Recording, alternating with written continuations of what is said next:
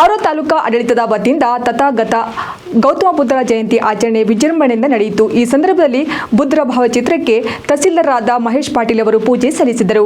ಕಾರ್ಯಕ್ರಮದಲ್ಲಿ ಮುಖಂಡರಾದ ಬಾಬುರಾವ್ ತಾರೆ, ರಾಮಣ್ಣ ಒಡೆಯರ್, ಶಿವಕುಮಾರ್ ಘಾಟೆ, ಅನಿಲ್ ಕುಮಾರ್ ಮೇಲೊಡ್ಡಿ, ಶಿವರಾಜ್ ಜಲಾಂಡೆ, ವಿದ್ಯಾರ್ಥಿ ಬಂಧುತ್ವ ವೇದಿಕೆಯ ಜಿಲ್ಲಾ ಸಂಚಾಲಕ ರತ್ನದೀಪ್ ಕಸ್ತೂರೆ, ಸಿದ್ದಪ್ಪ ಮುಲ್ಗೆ, ದಲಿತ ಸಂಘರ್ಷ ಸಮಿತಿಯ ಅಧ್ಯಕ್ಷರು ಪ್ರಕಾಶ್ ಭಂಗಾರೆ, ದಿನೇಶ್ ಶಿಂಧೆ, ಪ್ರವೀಣ್ ಕಾರಂಜೆ, ದಲಿತ ಸೇನೆಯ ಅಧ್ಯಕ್ಷ ಸುನಿಲ್ ಮಿತ್ರಾ, ಸುಂದರ್ ಮೇತ್ರೆ, ರವಿ ಯರ್ನಾಳೆ, ದಲಿತ ವಿದ್ಯಾರ್ಥಿ ಪರಿಷತ್ ಅಧ್ಯಕ್ಷರು ಆನಂದ್ ಕಾಂಬಳೆ, ಸುಜಿತ್ ಸಿಂಧೆ ಸೇರಿದಂತೆ ನೂರಾರು ಜನರು ಭಾಗವಹಿಸಿದ್ರು.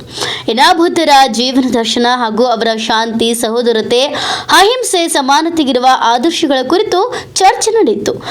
ಎನ್ಎಸ್ವೈಎಫ್ ರಾಜ್ಯ ಸಂಚಾಲಕ ಶಿವಕುಮಾರ್ ಕಾಂಬಳೆ ಮಾತನಾಡಿ, ಬುದ್ಧರ ತ್ರಿಶರಣ, ಪಂಚಶೀಲ ಮತ್ತು ಅಷ್ಟಾಂಗ ಮಾರ್ಗ ಅನುಸರಿಸುವವರು ಯಶಸ್ವಿ ಜೀವನವನ್ನ ನಡೆಸಬಹುದು ಅಂತ ಹೇಳಿದರು. ಅವರು ಇಂದು ದೇಶಕ್ಕೆ ಯುದ್ಧವಲ್ಲ ಬುದ್ಧ ಬೇಕು ಎಂಬ ಸಂದೇಶವನ್ನ ಒತ್ತಿ ಸಾರಿದರು.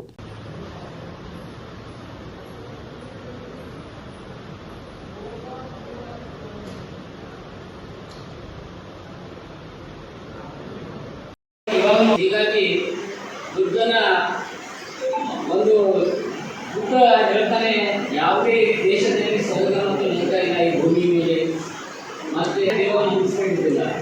ಏನು ನಾವು ಮಾಡಿದ್ದೀವಿ ಅದೇ ನಮ್ಮ ಕಾಯಕ ಏನಿದೆ ಅದೇ ನಾವು ನಿಜ ಸ್ಥಿತಿ ಇದೆ ಅಂತ ಹೇಳೋದ್ರ ಮೂಲಕ ಇವತ್ತು ಉದಾಹರಣೆಯಾಗಿ